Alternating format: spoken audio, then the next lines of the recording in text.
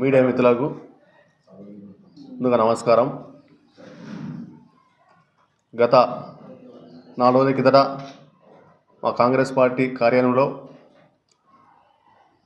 ఒక కౌన్సిలర్ జరిగిన సందర్భంలో అక్కడ మా కార్యకర్తగా ఆవేదన గురైనందుకు అక్కడ నేను యూనియన్ కాంగ్రెస్ అధ్యక్షుడిగా నిరసన కార్యక్రమం చేయడం జరిగింది.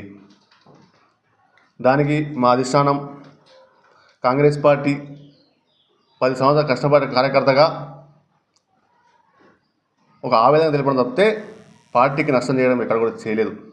ఇలా పార్టీ స్థాయి నుంచి నియోజక స్థాయి ఇచ్చిన కాంగ్రెస్ పార్టీ, ఇలా కాంగ్రెస్ పార్టీ అంటే కన్నతల్లి కాబట్టి కాంగ్రెస్ పార్టీ నేను చేసిన ఆవేదన వల్ల ఏమైనా నష్టం జరిగితే దానికి మీడియా పరంగా పార్టీకి క్షమాపణ కోరుతున్నా. ఇది బేషరతుగా. ఎందుకంటే ఇవాళ 70 రోజులు కాంగ్రెస్ పార్టీ అధికారంకి వచ్చి ఇవాళ చాలామంది కాంగ్రెస్ పార్టీ ఏం చేశారు, కాంగ్రెస్ పార్టీ 70 రోజులు ఇప్పటికీ 2 పథకాలు కూడా అమలు చేయడం జరిగింది. ఇంకో 2-3 రోజుల్లో ఇంకో 2 పథకాలు అమలు చేయడం జరుగుతుంది. గత బీఆర్ఎస్ పార్టీ పాలన ఎట్లుండే ఇలా ఎట్లుందని ప్రజాపాలన ఇలా ప్రభుత్వ పాలన వచ్చింది కాబట్టి ఇలా ప్రజలు కోరుకున్న పరిపాలన వచ్చింది. కాంగ్రెస్ పార్టీ బడుగు బడిగిన వర్గాల ఆశ నెరవేర్చే పార్టీ కాంగ్రెస్ పార్టీ తప్పే ఇవాళ బీఆర్ఎస్ బీజేపీ పైన ఆరోపణ చేస్తున్నారని కూడా ప్రజలు కూడా నమ్మే పరిస్థితి లేదు. రాబోయే రోజుల్లో ఎంపీ ఎలక్షన్లు కూడా ఇవాళ మేమందరం కూడా కష్టపడి కాంగ్రెస్ పార్టీ ఎమ్మెల్యే గారిని ఎట్లా గెలిపించుకున్నామో రేపు రాబోయే ఎంపీ ఎలక్షన్ కూడా ఖచ్చితంగా కాంగ్రెస్ పార్టీ మహబూబ్నగర్ నియోజకవర్గంలో పెద్ద ఎత్తున మెజారిటీ తీసుకొచ్చే బాధ్యత మేమంతా కూడా తీసుకోమని కూడా ఇలా కాంగ్రెస్ పార్టీ కూడా చెప్తున్నాం. కొంతమంది కాంగ్రెస్ పార్టీలో కూడా కొన్ని వర్గాలు విభజించి కూడా ఒక వ్యవస్థలాగా ఖరాబ్ చేయదని కూడా మేము కాంగ్రెస్ పార్టీ నాయకులు కూడా మేము విజ్ఞప్తి చేస్తున్నాం.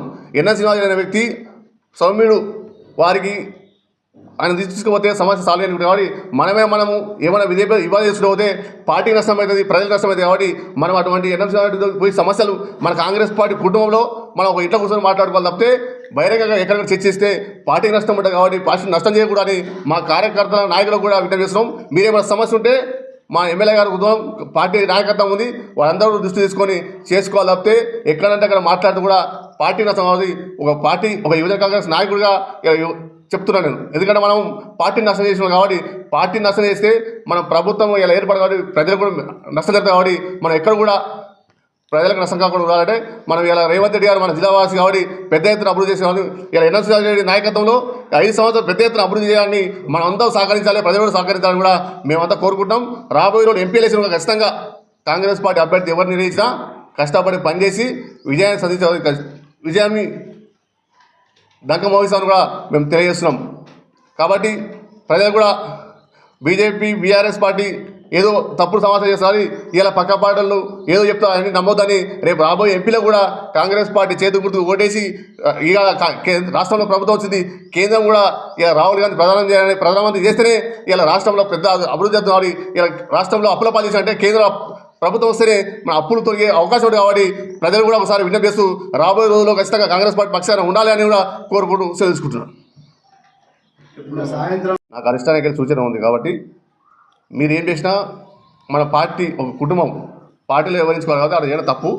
దానివల్ల నేను కూడా ఎందుకంటే నేను చేసిన పార్టీ కూడా తప్పు చేయడం కానీ పార్టీ నష్టం చేయకుండా చేయాలి తప్పితే నేను ఇలా ఎమ్మెల్యే గారు వారి నాయకత్వంలో పనిచేయడానికి అడుగు తప్పితే నేను ఎప్పుడు కూడా పార్టీ నష్టం చేయలేను. ఖచ్చితంగా దానికోసం పనిచేస్తే తప్పితే ఎవరు ఖచ్చితంగా నేను ప్రెస్ మీట్ అని కూడా చెప్పలేదు. నేను స్వచ్ఛందంగా నా పార్టీ నేను 10 సంవత్సరాలు కష్టపడ్డా. 2007 వెళ్ళి ఇలా కాంగ్రెస్ పార్టీలో ఉండి ఇలా గ్రామ ప్రెసిడెంట్ కాడ నుంచి యువజన కాంగ్రెస్ అధ్యక్ష వరకు అయితే తప్పితే ఎక్కడ కూడా పార్టీ లైన్లో ఉంటుంది కానీ పార్టీ వ్యతిరేక కార్యక్రమంలో పాల్గొంటున్న వ్యక్తి కాదు. ఇన్ని రోజులు ప్రతిపక్షాలు ఉన్నా అంటే నేను పార్టీ లైన్లో పనిచేసి తప్పితే ఆ పార్టీ నష్టం చేసేటట్టు ఇన్ని రోజులు కాంగ్రెస్ పార్టీ ఉండకూడదు. కాబట్టి ఇది కూడా మీడియా మిత్రులు తప్ప మరొకసారి పార్టీకి ఇది గమనించి కార్యకర్తలకు మంచి గౌరవం ఇచ్చి విధిస్థాయి చేశారని ఎన్ఎస్ఆర్ కూడా మేము, ఎందుకంటే ఆయనకు కూడా కొత్తగా 70 రోజులు వచ్చింది. ఎక్కడికి కార్యకర్తలు ఏం చేస్తున్నాం కూడా ఆయన తెలియదు. కాబట్టి అందరికీ విశ్వసాయ సమావేశం కూడా పెట్టి కార్యకర్త సమావేశం కూడా ఏర్పాటు చేస్తాం. వారి నుండి కార్యకర్త కూడా భరోసా కల్పించే బాధ్యత కూడా మేమంతా తీసుకోమని కూడా మీకు ముందు తెలియజేస్తాం. కాంగ్రెస్ పార్టీ అనేది మీ క్షమాపణ ఇప్పుడు ఎమ్మెల్యే గారు మా అమ్మ తర్వాత కాంగ్రెస్ పార్టీకి క్షమాపణ చెప్తామని ఎవరు వ్యక్తులు చెప్తున్నాను. కాంగ్రెస్ పార్టీకి క్షమాపణ చెప్తున్నా తప్పితే ఎవరు వ్యక్తులు కాదు. నువ్వు అన్నట్లు ఎవరో ఖచ్చితంగా పెడితే ప్రెస్ మీట్ అవ్వకపోతే నేను సస్పెండ్ చేస్తాను ఎవరు చెప్పలేదు నాకు. అలాంటి అపోహలు కూడా ఎక్కడ కూడా వాడుకోవద్దని కూడా మేము విజ్ఞప్తి చేస్తున్నాం. ఎందుకంటే ఆవేదన అంటే ఒక 10 సంవత్సరాలు కాంగ్రెస్ పార్టీ కార్యకర్త పనిచేసిన కాబట్టి ఒక ఆవేదన చేసింది తప్పితే ఎవరు చెప్పింది చేసింది కాదు. దాన్ని కూడా ఒకసారి మీడియా మిత్రులు కూడా గమనించాలి. దానికి ఎలాంటి ఆరోపణలు కూడా మనం దానికి చేయవద్దని కూడా ఆలోచన చేస్తాం. ఆ రోజు మీరు నిరసన తెలిపిన అంశాలు పరిష్కారం అయినాయి తప్పకుండా అది కాంగ్రెస్ పార్టీ మా జిల్లా అధ్యక్షుడు ఉన్నాడు, మా ఎమ్మెల్యే గారు ఉన్నాడు, వివిధ స్థాయిల నాయకత్వం ఉంది, వాళ్ళని మేము పరిశీలించుకుంటాం.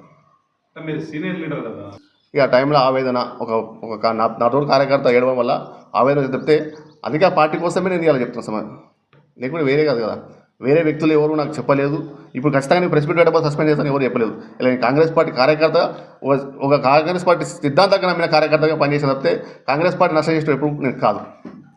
రేవంత్ రెడ్డి గారు రాష్ట్రంలో ముఖ్యమంత్రి, పిసిసి అధ్యక్షుడు, మన ఉమ్మడి జిల్లా అధ్యక్షుడు, ఆయన నాయకత్వం పనిచేస్తాం. ఆయన కింద మా ఎమ్మెల్యే చెప్తే మేము పనిచేస్తాం.